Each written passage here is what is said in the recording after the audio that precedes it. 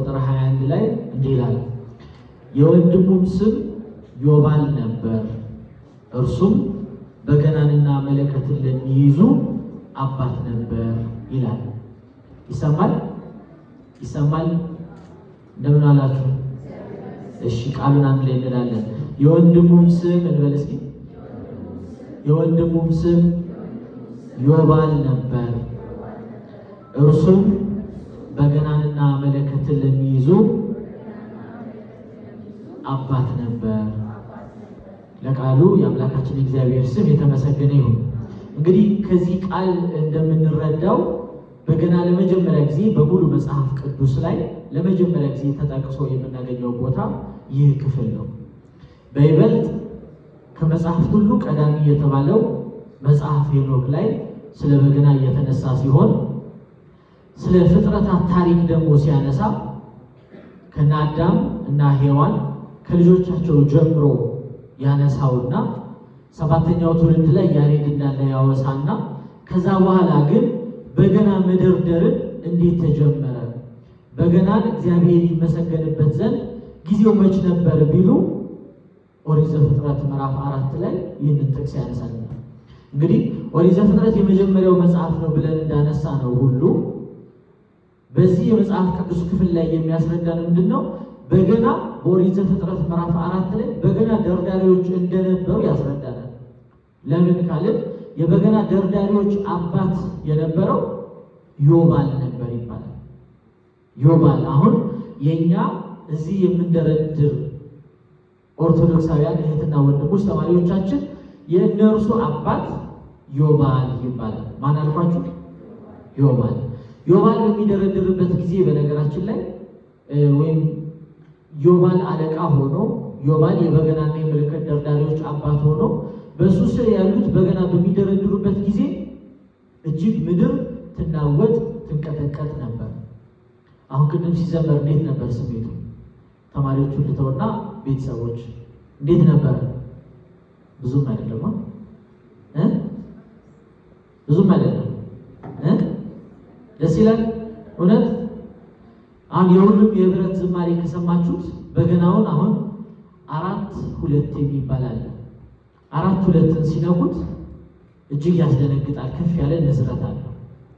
አሁን በገና በትክክል ለሚደረድሩ ደርዳሪዎች ደግሞ በነገራችን ላይ በገና 5 ወይም ከዛ በላይ ጥቅሞች አሉት። በገና አንድ ለጸሎት እንጠቀምበታለን። ዛሬ በዚህ ዕለት የተገኙ ባረክናክሙ ቤተ እግዚአብሔር ብለን በእግዚአብሔር ቤት መርቀን የምንሸኛቸው እነዚህ ኦርቶዶክሳውያን የማይበረ ሀዳፌ ነፍስ ተማሪዎች በገናቸውን ቤታቸው ይዘው ከሄዱ በኋላ ጸሎት ያደርጉበታል።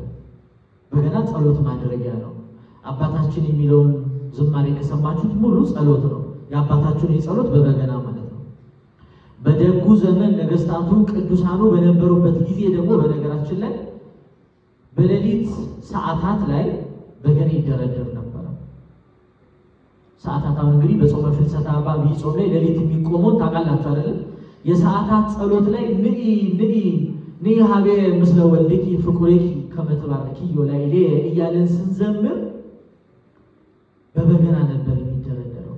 ቅዱስ ቅዱስ ቅዱስ ሲባል በበገና ነበር የሚደረደረውና ሌሊት ከአባቶች ዝማሬ ባለፈ በገና ደርዳሪዎች በግራና በቀኝ በዙሪያቸው ከበው ልዩ የሆነ ግርማ ሞገስ ያለው እጅግ የሚያስፈራ ምስጋናን ያቀርቡ ነበር።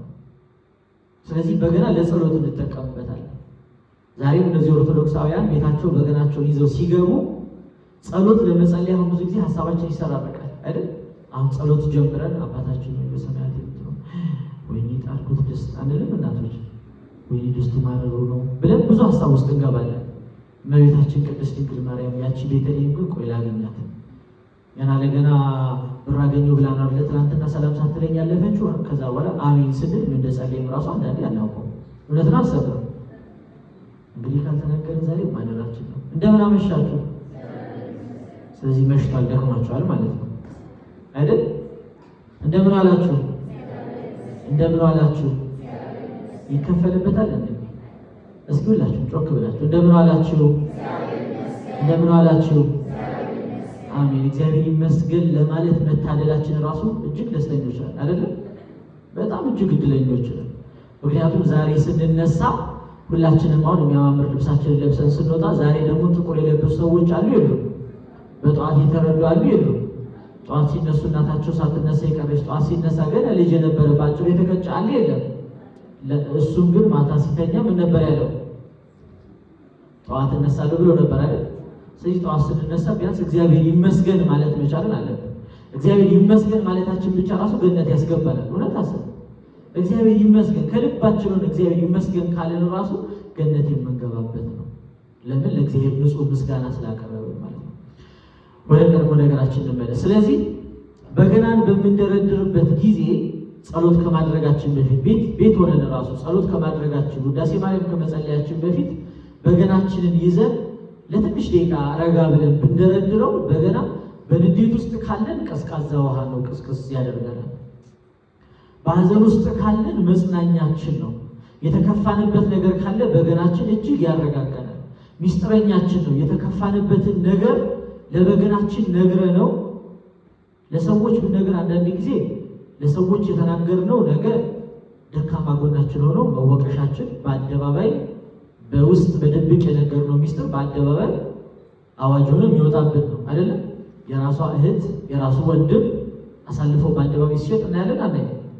በገናችን ግን ሚስጥረኛችን ነው። አያችሁ፣ በከፋችሁ ጊዜ ዓለም ሁሉ ግራ በተጋባንበት ጊዜ ነገር ሁሉ በጠመመብን ሁሉ በጨለመብን ጊዜ ራሳችንን እንኳን ለማጥፋት ባሰብንበት ጊዜ በገና ታላቅ ወንድማችን ነው።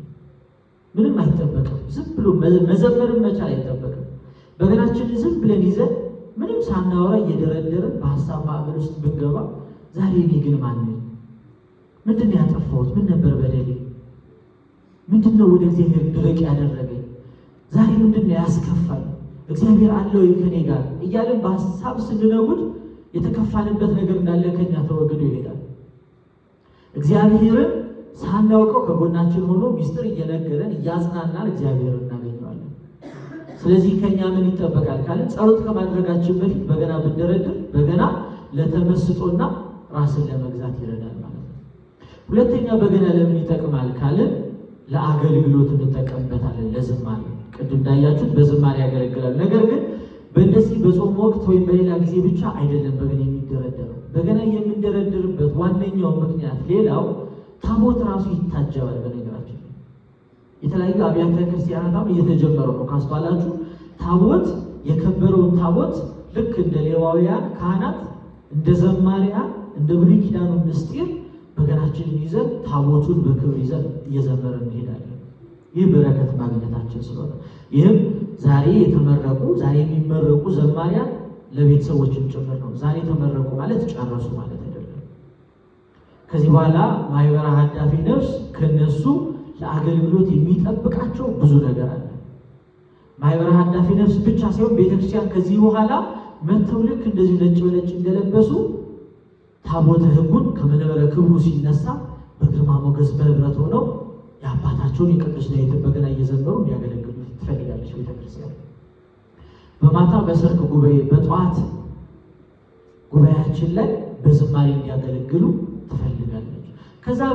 ከዛ በላይ ግን በገና ለምን ይጠቅማል ካላችሁን ይሰማል አይደለም? ከታላቅ ይቅርታ ጋር የሚያስተምር ማን ነው? የሚያስተምር ማን ነው? የሚመክር ማን ነው? የሚነግረን ማን ነው? እዚህ ቦታ ያለው ማን ነው? መልካም። ስለዚህ አሁን እዚህ ቦታ እኔ ደካማው ወራዳው ባሪያ ብቆምም በእኔ ውስጥ ግን ያደረው ፈረስን በልጓም እንዲይዙት እግዚአብሔር አንደበቴን ገብቶ ለሁላችንም መልካም የሆነውን ቃል የሚያስተምረን ማን ነው? እግዚአብሔር ባለበት ጉባኤ ላይ ጎንዮሽ ወሬና የስልክ መጠቀም አግባብ አይደለም። ስለዚህ ሁላችንም ሕሊናችንን ሰብስብና ከቃል ወንጌሉ ጋር ነው። ምናልባትም ዛሬ ለማስመረቅ የመጣ እናት አባት እህት ወንድሞች ምናልባት ደግሞ ነገ ተመዝግበን በገና ራሱ ምንማር ልንሆን ስለምንችል ማለት ነው። ስለዚህ በገና ሌላኛው ያለው ጥቅም ምንድነው ካላችሁ ይሄን በደንብ አዳምጡ። ምክንያቱም የሚገርም የምነግራችሁ ሚስጥር ስላለ ነው። በገና ሀብተ ፈውስ አለው። ሀብተ ፈውስ በገና የታመሙትን ይፈውሳል። ሰማችሁ? ህመም የኃጢአት ውጤት ነው። ሀጥ ማለት ያጣ ማለት ነው። ምን ያለ ነው አልኳችሁ? ሀጥ ማለት ምንድነው? ያጣ። ምን ያጣ? ምን ያጣ? እግዚአብሔርን ያጣ። አያችሁ? እግዚአብሔርን እንደ አባት ያጣ፣ ከእግዚአብሔር መቅረብ ያልቻለ፣ እግዚአብሔርን እየፈለገ ነገር ግን በኃጢአት ምክንያት እግዚአብሔር ማይዶም በማድረግ ምክንያት ከእግዚአብሔር የተለየ ማለት ነው ሀጥ የሚባለው። እግዚአብሔር ደግሞ ከኛ ጋር ካልሆነ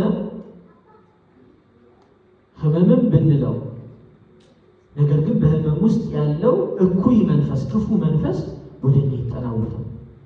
ስለዚህ በሽታን የሚያድነው ሀብተ ፈውስ የተሰጠው በገና ነው። ቅዱስ ዳዊት ካለው ጸጋዎች መካከል ሀብተ ፈውስ ነበረው፣ የፈውስ ሀብት ነበረው፣ ይፈውሳል። ሀብተ በገና ነበረው፣ ሀብተ ዝማሬ ነበረው፣ በዝማሬ ልዩ ሀብት ነበረው ቅዱስ ዳዊት። ከዛ ባለፈ ደግሞ ምን አለው ብትሉ ሀብተ አንብ ነበረው፣ የማልቀስ ጸጋ ሀብት ነበረው። አያችሁ፣ ማልቀስ ራሱ ጸጋ ነው።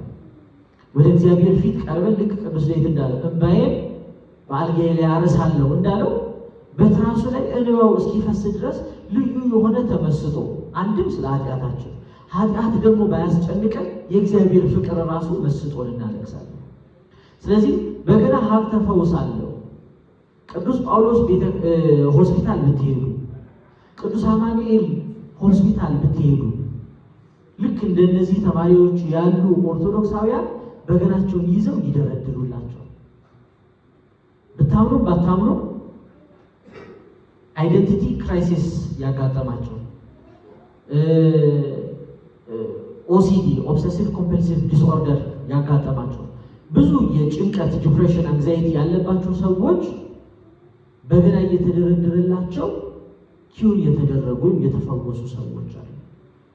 ይሄ ደግሞ በጥናት በምርምር ደረጃ ተጠንቶ በገና የሚያስተላልፈው ሳውንድ ዌቭ በጣም ከፍ ያለና ጠንካራ ስለሆነ ለብዙዎች እረፍትና እርጋታ ወደ ኖርማል ስቴት ኦፍ ማይንድ እየመለሳቸው ነው።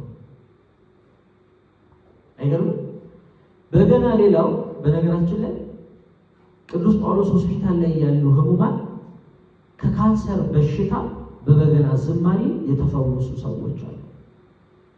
የተፈወሱ ሰዎች አሉ። በእኛ በማህበረ ሀዳፊ ነፍስ ከተደረጉ ድንቅ ከሆኑ ታሪኮች ካሳለፍናቸው ውስጥ አንድ ሁለት ልንገራችሁ። አሁን ዛሬ ደግሞ በዚህ ዕለት ደግሞ ምስክር የምሆንላችሁ ስሙ እንዲገለጽ የማይፈልግ ሰው ደግሞ አለ። በኋላ አነሳላችኋለሁ።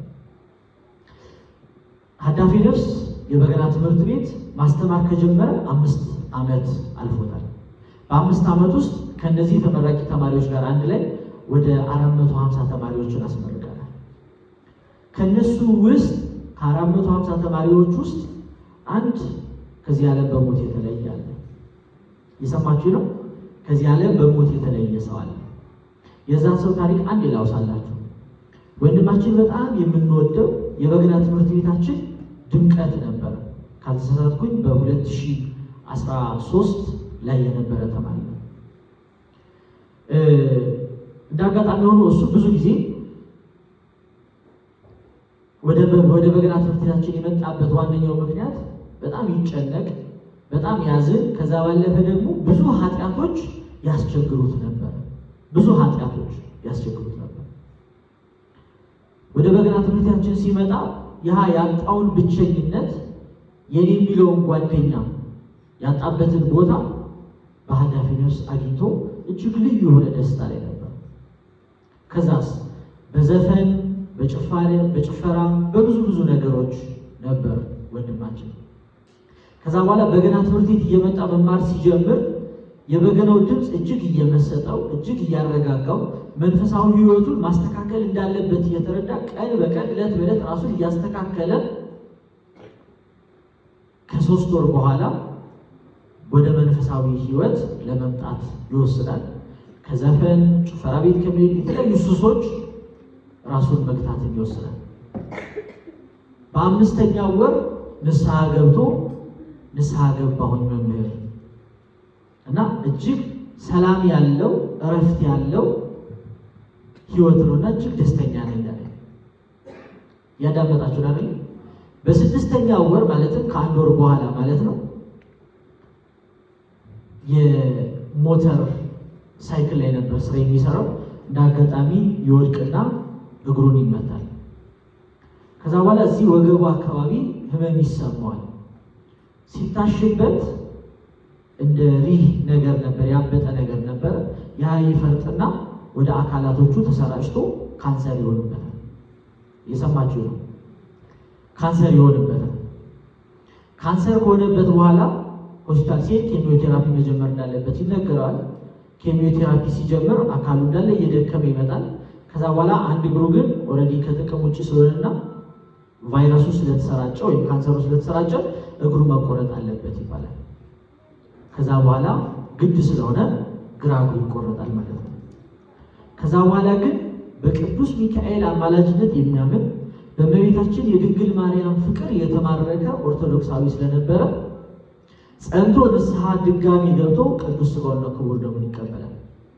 ከዛ በኋላ ሶኔ ገብቼ አልወጣም፣ ኬሚዮቴራፒው አልፈልግም፣ እግዚአብሔር ያዘጋጀልኝ መንገድ ይህ ነው ብሎ በገናን እየደረደረ በበገና ልዩ ፍቅር ውስጥ ተይዞ በቅዱሳን አማላጅነት ተማምኖ የአምላኩን የአባቱን የጌታውን የኢየሱስ ክርስቶስን ቅዱስ ሥጋውን ክቡር ደሙን እየተቀበለ በዛች ቤተክርስቲያን ላይ ቆየ። በስተመጨረሻ በዛው ቤተክርስቲያን ሳይወጣ ቅዱስ ሥጋው ክቡር ደሙን እንደተቀበለ ከዚህ ዓለም አረፈ ማለት ነው። አንዳንድ ጊዜ እግዚአብሔር ለኛ የሚያዘጋጅልን ሕይወቶች፣ እግዚአብሔር ለኛ የሚያዘጋጅልን መንገዶች ልዩ ይሆናሉ።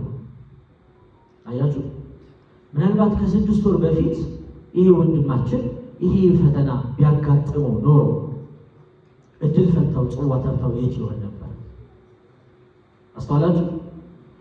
ስለዚህ ራሳችንን አሁን የምንጠይቀዋለን፣ ነገ የኛ እድል ፈንታችን ጽዋ ተርታችን የት ይሆን? እግዚአብሔር ለኛ ያዘጋጀልን ሕይወት ወዴት ይሆን?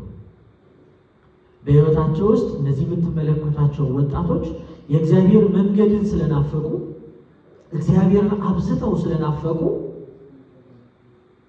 እግዚአብሔርን አመሰግነው ዘንድ እግዚአብሔርን በይበልጥ በበገና ውስጥ አውቀው ዘንድ ቅዱስ ዳዊት ጣቱን ባስቀመጠበት የከበረ ጣቱን ባስቀመጠበት በገና ላይ እኔም እጄን አስቀምጬ የቅዱስ ዳዊትን ፍቅር እረዳው ዘንድ ብለው በገናቸውን መማር ጀምረዋል።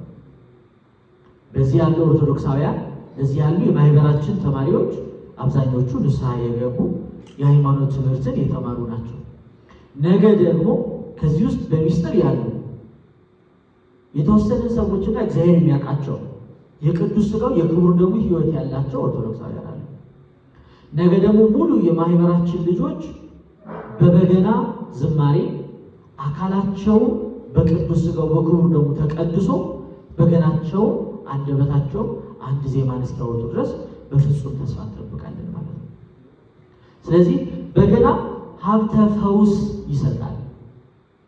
ከካንሰር የነበሩ ሰዎች እግዚአብሔር ፈቃድ ሆኖ የተፈወሱ አሉ። ከተለያዩ ህመም፣ ዲፕሬሽን፣ የህሊና ስቃይ ያረፉ ሰዎች አሉ። ስለዚህ ዛሬም የምታስመርቋቸው እህት ወንድሞቻችን ከዚህ የበለጠ በበገና ዝማሬና እግዚአብሔርን ያገለግሉ ዘንድ አምላክ ፈቅዶላችኋልና እግዚአብሔር ይመስገን። እስኪ በሉ አይሰማው? እስኪ እግዚአብሔር ይመስገን። አሜን። እግዚአብሔር የተመሰገነ። ከዚህ በላይ ደግሞ በማህበራችን ውስጥ እንዲያገለግሉ ወላጅ ዘመዶች እንደምትፈቅዱላቸው ተስፋ አደርጋለሁ። እውነት አሰብ ትፈቅዳላችሁ? ትፈቅዳላችሁ? አይ አበዛው እያላችሁ ነው። 3 ወር ታገዝን፣ 6 ወር ታገዝን። ትፈቅዳላችሁ? እባካችሁ ፍቀዱላችሁ። እሺ፣ ኧረ ተው። ትፈቅዳላችሁ? እሺ። ሌላ ደግሞ ተናገርልን ያሉኝ አንድ መልእክት አለ። እባካችሁ እንግዲህ ተምረን 3 ወር 6 ወር ጨርሰናል። አንዳንዶች ዓመትም ከኛ ጋር የቆዩ አሉ።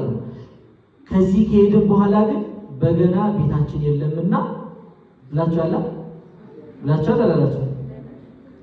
በገና አንድ በገና ብቻ ብትገዙልን፣ ብዙ አንጠይቅም፣ አንድ ብቻ ብትገዙልን ብለዋል። ብላችኋል አላላችሁ? ተማሪዎች በሉ እንጂ ካላላችሁ ይቅር ብላችኋል። እስኪ ጮክ በሉ። ኋላም ያላችሁ ብላችኋል። እሺ፣ ወላጆች ምን አሰባችሁ? ይገዛል? ወላጆች እስኪ ደግሞ ይገዛላችኋል? ወላጆቻችሁ ነው እንገዛለን ያሉትን አሁን ያዛቸው በደንብ። ስለዚህ እግዚአብሔር አምላክ ከፈቀደና ለራሳቸው ደግሞ በገና ካላቸው ደርድሮ እንደልክ ከጠፉ በገና የሚረሳ ነገር ነው። ዳዊትም እንደዛው እንደሚረሳው ማለት ነው። ስለዚህ በገና እንደምትገዙላቸው ተስፋ እናደርጋለን። የመጨረሻው ትምህርቱን እያጠቃለልን ነው። ከሀብተ ፈውስ የመጨረሻው በገና ለትንቢት እንጠቀምበታለን። በብሉይ ኪዳን ቅዱሳን አባቶቻችን ትንቢት ለመናገር ሲወዱ ወይም እግዚአብሔር መልእክት በነገራቸው ጊዜ በተራራ ላይ ሆነው ታላቅ የሆነውን ትንቢት ይናገራሉ። አስተውሉ። ቅዱሳን ትንቢት ለመናገር ሲመጡ በፈረስ ከመጡ የሰማችሁን አይደል? በፈረስ ከመጡ እግዚአብሔር በዛ ሕዝብ ላይ ተቆጥቷል ማለት ነው። በበቅሎ ከመጡ ደግሞ እግዚአብሔር በምህረት ሊጎበኛቸው መጥቷል ማለት ነው። በፈረስ ከሆነ ምንድን ነው? በፈረስ ከሆነ ለምንድን ነው? እንዴት ናችሁ? በፈረስ ከሆነ ለምንድን ነው? የእግዚአብሔር ቁጣ። በበቅሎስ ከሆነ ለእግዚአብሔር የምህረትና የበረከት ገጹን ሊያሳያቸው መጥቷል። ስለዚህ እነዚህ ቅዱሳን ትንቢት ሊናገሩ በሚሉበት ጊዜ በገና ደርዳሪዎች ከነሱ ፊት ቀድመው በገናን ይደረድራሉ። ለምን? ግርማ ሞገስ ያለውን የእግዚአብሔርን ቃል ሊናገሩ ስለሆነ በበገናቸው በሚያስፈራ ግርማ ይናገራሉና በገና ይደረደራል ማለት ነው። ስለዚህ ያቺ የምናፍቃትን የቀደመውን ዘመን ያ የምናፍቀውን የቤተ መቅደስ ውበት መመለስ መቻል አለብን። ይህ በገና የማንም መጫወቻ የማንም ማላገጫ፣ ይህ በገና አባቶቻችን የዘመሩትን ዝማሬ በዘፈን በማድረግ አብዛኞቻችሁ አይታችኋል ብዬ አስባለሁ። በበገና ዘፈን የሚዘፍናሉ።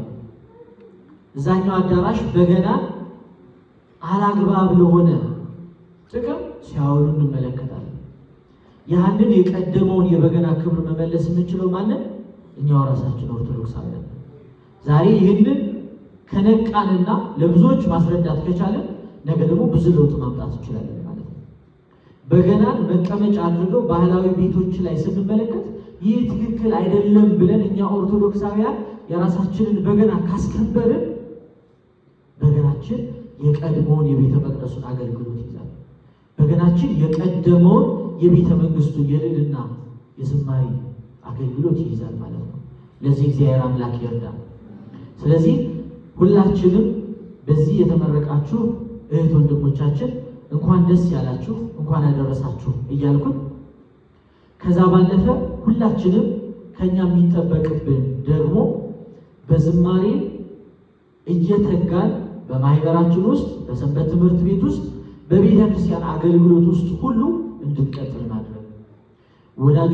ወላጅ ቤተሰቦች ደግሞ የእነሱን አገልግሎት እናንተ ራሳችሁ እግዚአብሔር የምትመሰገኑበት እግዚአብሔር የሚያከብራችሁ ልጃችሁን በማስተማራችሁ ብቻ እግዚአብሔር በረከቱን የሚያድላችሁ ስለሆነ የመንፈሳዊ ልጅ እናትና አባት ተብሎ መጠራት ራሱ ክብር ሞገስ ያለው ስለሆነ የእኛም መጽደቂያ ስለሚሆኑ የእነሱ ጸሎት እኛን ራሱ ሊያጸድቅ ስለሚችል ልጆቻችሁን የትክልዋ ለሕፃናት አይደለም ሕፃናትን አትከልክላቸው እንደተባለ እነዚህንም ዘማሪያን በደንብ አገልግሎት እንዲበረቱና እንዲተጉ እንድታበረቷቸው ስንል ከልብ እንጠይቃለን ማለት ነው። ያስተማረን የመከረን የአባቶቻችን አምላክ የእኛም አምላክ ቅዱስ እግዚአብሔር ስሙ ለዘላለም የተመሰገነ ይሁን። ስብሐት ለእግዚአብሔር።